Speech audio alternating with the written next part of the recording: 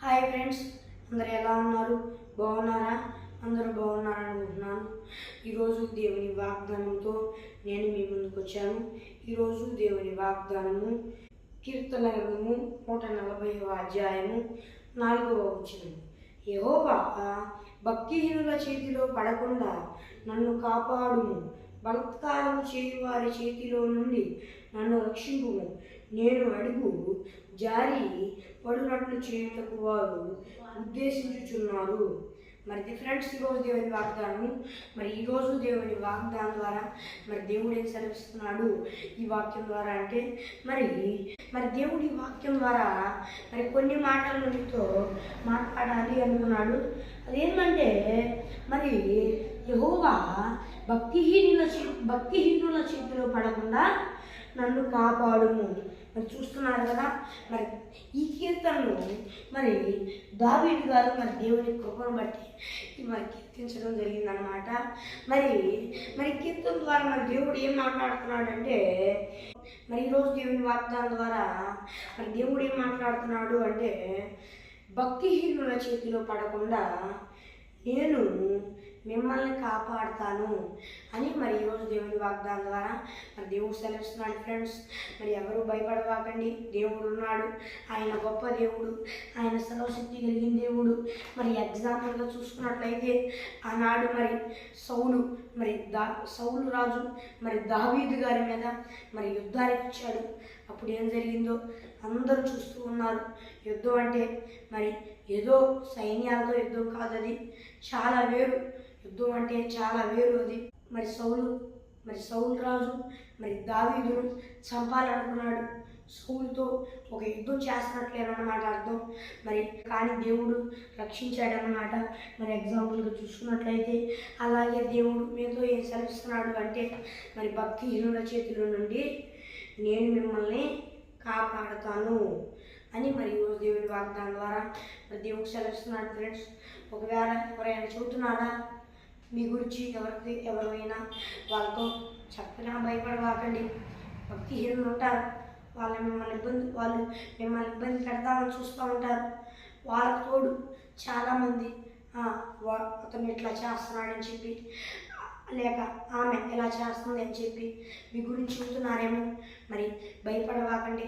ఆనాడు సౌలుతో కూడా చాలామంది అలానే చెప్పారు, మా మధ్యలో ఉన్నాడని చాలామంది చెప్పారు. అయినా కూడా అసమయం దావీదు గారు భయపడలేదు. దేవుడికి ప్రార్థించాడు, దేవుడు కాపాడాడు. అలాగే మిమ్మల్ని సౌలులాగా ఇబ్బంది పెడుతున్నారా భక్తిహీనులు ఎవరైనా? భయపడవాకండి. దేవుడు దానికి 100 ఆశీర్వాదాన్ని మీకు దయచేస్తున్నాడని నమ్మండి. అయితే వారి మీద శత్రుత్వం పెంచుకోకండి. ఆనాడు దావీదు గారు ఎంతో ప్రేమ కలిగి ఉన్నాడు. అంత చేసినా కూడా సౌలు తన చేతికి దొరికినా చంపలేదు. సౌలు గారిని ప్రేమ చూపించాడు. ఎట్లానే మీరు కూడా ఉండండి. ఎందుకంటే దేవుడు చెప్పాడు, శత్రువులు కూడా ప్రేమించండి అని. ఒక చెంప మీద కొడితే ఇంకో చెంప చూపించండి అని. ఆ దేవుని ప్రేమను కలిగి జీవించండి. మీరు ఎవరైనా ఇబ్బంది పెడుతున్నారా మిమ్మల్ని? భయపడవాకండి. ఎవరైనా ఇబ్బంది పెడుతున్నారా మిమ్మల్ని? భయపడవాకండి. దేవుని చేతికి అప్పగించండి. అయ్యా, మీరు ఇలా ఇబ్బంది పెడుతున్నారు, నువ్వే మాకు సహాయం చేయి అని దేవుణ్ణి వేడుకోండి. దేవుని ప్రార్థనలో ఉండండి. దేవుడు వారి విషయంలో ఏం చేయాలనుకుంటే అది చేస్తాడు. ఇంకో విషయం ఏంటంటే వారిని కనుకరించండి, మిమ్మల్ని ఇబ్బంది పెట్టేవారిని. ఎందుకంటే మిమ్మల్ని ఇబ్బంది పెట్టేవారిలో సాతానుడు ఉన్నాడు. వాళ్ళు కాదు, మిమ్మల్ని ఇబ్బంది పెట్టేవారి మీద శత్రుత్వం పెంచుకోకండి. అయ్యా, ఆ సాతాన్ని లైట్పరచని కూడా ప్రార్థించండి. అప్పుడు ఆ సాతాన్ని దేవుడు లైట్పరచాలనుకుంటే లైట్పరుస్తాడు. ఒకవేళ వారిని శిక్షించాలి అని దేవుడు ఉద్దేశించి ఉన్నట్లయితే ఆయన చిత్త ప్రకారంగానే జరిగిద్దనమాట. ఒక్కటైతే దేవుడు సెలవిస్తున్నాడు, ఏంటంటే మీకు న్యాయం జరిగిద్దని దేవుడు సెలవిస్తున్నాడు. భయపడవాకండి.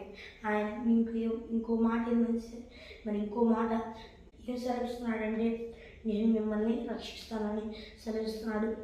చూస్తున్నారు కదా, బలాత్కారం చేయు వారి చేతిలో నుండి నేను రక్షిస్తానని కూడా దేవుడు సెలవిస్తున్నాడు. మిమ్మల్ని ఎవరైనా బంధువులు పాలు చేస్తున్నారేమో, బలాత్కారం చేసి అన్యాయంగా దోసుకుంటున్నారేమో, వారి చేతిలో నుండి కూడా దేవుడు రక్షిస్తానంటున్నాడు, మీకు న్యాయాన్ని తీరుస్తానంటున్నాడు.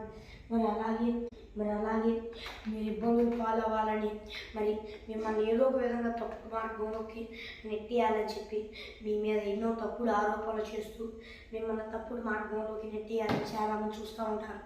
నిజానికి వారిలో సాతాను అంటుంటాడు, అట్లా చేయాలని సాతాను గాడు అనుకుంటాడు. మరి అట్లా సాతాను గాడు అనుకున్నప్పుడు మరి దేవుడు మరి ఆ సమయాన్ని కూడా మరి దేవుడు మరి తీర్పు తీర్చి మీకు చూపించి కాపాడతాడు. అయితే మీరు ప్రార్థించండి, అయ్యా సాతాను గాడు నా మీద ఇన్ని దాడులు చేస్తున్నాడు, అయ్యా నేను దారి తప్పాలని ఎన్నో చేస్తున్నాడు, మరి నువ్వే కరుణించి నేను దారి తప్పకుండా చూడయ్యా అని దేవుణ్ణి వేడుకోండి. అలాగే నన్ను బలాత్కారం చేస్తున్నారు, ఇబ్బంది పెడుతున్నారు, అయ్యా నువ్వే కాపాడని దేవుణ్ణి రక్షించమని వేడుకోండి. మరి అలాగే మరి ఎంతోమంది నన్ను ఇబ్బంది పెడుతున్నారు, భక్తిహీనులు, వారిని రక్షిస్తే రక్షించు, లేక వారికి తీర్పు తీర్చాలనుకుంటే తీర్పు తీర్చాయా అని వేడుకోండి. ఒకవేళ వాళ్ళు రక్షింపబడ్డ పరలోక రాజ్యంలో మీకు జీవ కిరీటంలో మరి ఒక వజ్యం అనేది వచ్చింది. ఎందుకంటే ఒక ఆత్మ మీరు రక్షించగలిగారనే ఇది ఉండింది.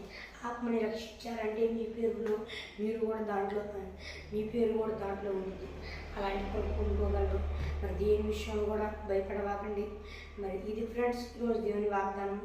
మరి చిన్న ప్రార్థన చూసుకుందాం. మరి ఎవరైనా ఇబ్బంది కలిగి రోగాలతో ఇబ్బందులు పడుతూ ఉన్నారా? మరి మీ కొరకు ప్రత్యేక ప్రార్థన చేయబడను. మరి ఇప్పుడు ప్రత్యేక ప్రార్థన చేసుకొని ఆ తర్వాత చిన్న ప్రార్థన చేసుకుందాం. దేవా, వీరు ఇబ్బందితో ఉన్నారు, వీరిని నువ్వు స్వస్థపరచగలిగిన తండ్రివి, నువ్వే పరలోకమందున నా తండ్రివైన నీవే దేవా, నీ గాయపడిన హస్తంతో ముట్టి స్వస్థపరచయ్యా, అద్భుతమైన రక్షణను స్వస్థతను దయచేయ్యా. దేవా, ఒకవేళ దేని విషయమైనా మరి మంచిగా జరగాలని వాళ్ళు వేడుకుంటున్నారా నిన్ను, దేవా వారికి మంచి చేయి. దేవా నాయన, ఒకవేళ వాళ్ళు ఏ విషయంతోనైనా అనగా దేవా ఎన్నో విషయాలు ఉంటాయి, మరి దాంట్లో కొన్ని మంచి విషయాలు ఉంటాయి. మరి ఆ విషయాన్ని నిమిత్తం ఏమన్నా హాస్పిటల్కి వెళ్ళుంటే మరి నువ్వే తోడుండి అంతా మంచిగా జరుగులాగా చూడమని వేడుకుంటూ నన్ను దేవా, సమస్తం ఎరిగిన దేవా, మరి అందరినీ స్వస్థపరిచి నీ గాయపడిన హస్తంతో ముట్టి స్వస్థపరిచి ఇంకా అంతా మంచి కారణాల నిమిత్తం మరి కొంతమంది వెళ్తారు, అది నీకు తెలుసు దేవా. మరి వారికి కూడా మంచిగా జరుగులాగా కూడా నీ కృప చూపించాయా, అది చెప్పలేము. కానీ దేవా అలాంటి వారికి ఇది తెలిసిందయ్యా ఏందనేది దేవా నీవే కృప చూపించమని వేడుకుంటూ యేసు నామములో అడుగుచున్నాను దేవా. మరి ఆ మంచి పని నిమిత్తం వెళ్ళిన వారికి శక్తిని బలాన్ని దయచేయ్యా. యేసు నామములో అడుగుచున్నాను నా పరలోకమందున దేవా, కాపాడు తండ్రి. మరి వారిని మంచి నిమిత్తం పని నిమిత్తం వెళ్ళిన వారిని అందరినీ కాపాడి మరి హాస్పిటల్లో ఇబ్బంది పడుతున్నా, మరి ఇంకా ఎలా ఇబ్బంది పడుతున్నా వారిని నువ్వే స్వస్థపరిచి వారిని కాపాడమని వేడుకుంటూ యేసు నామములో అడుగుచున్నాను నా పరలోకమందున నా ప్రభు తండ్రి. మరి ఫ్రెండ్స్ ఈరోజు దేవుని వాగ్దానము.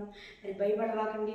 కొంతమంది మంచి పనుల నిమిత్తం వెళ్తారు, మరి వారి కొరకు కూడా ప్రార్థించడం జరిగింది, దేవుడు కాపాడలాగా. మరి అలాగే రోగంతో ఇబ్బంది పడుతూ ఉన్నారా, దేవుడు కాపాడతాడు.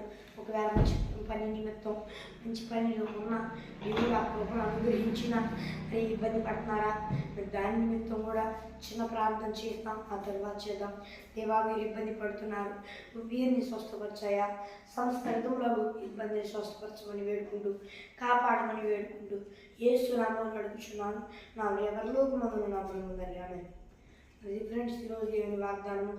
మరి భయపడవాకండి, దేవుడు స్వస్థపరుస్తాడు. అయితే చిన్న ప్రార్థన చేసుకున్నాం. పరలోకమందున దేవా నాయన, నువ్వే నీ సహాయమును మాకు అన్ని విషయములలో అందించమని వేడుకుంటున్నాను. ఈ వాగ్దానం చూస్తున్న వారికి స్వస్థను దయచేసి వారి విషయంలో నీకు సాయం చేయమని వేడుకుంటూ వారికి తోడుండి కాపాడమని వేడుకుంటున్నాను దేవా.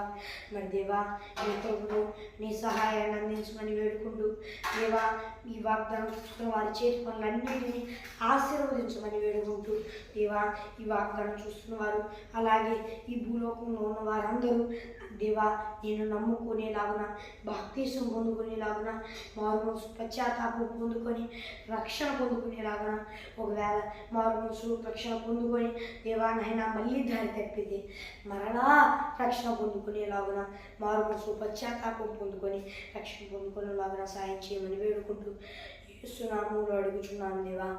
నీకు స్తోత్రములు దేవా. యేసునామములో నువ్వు కార్యం చేసావని నాకు అనిపిస్తుంది. కార్యం చేసి ఉన్న ఎడడానికి స్తోత్రం తండ్రి. యేసునామములో అడుగుచున్నాను నా ఎవరిలో ఉన్నాను తండ్రి. ఆమె మరి ఫ్రెండ్స్, ఈరోజు దేవుని వాగ్దానము మరి ఒక దేవుని వాగ్దానంతో మరి కలుద్దాం. వరకు దేవుని కృపాశీస్సులు మనందరికీ తోడైన నడిపించుగాక. ఆమేన్. Praise the lord.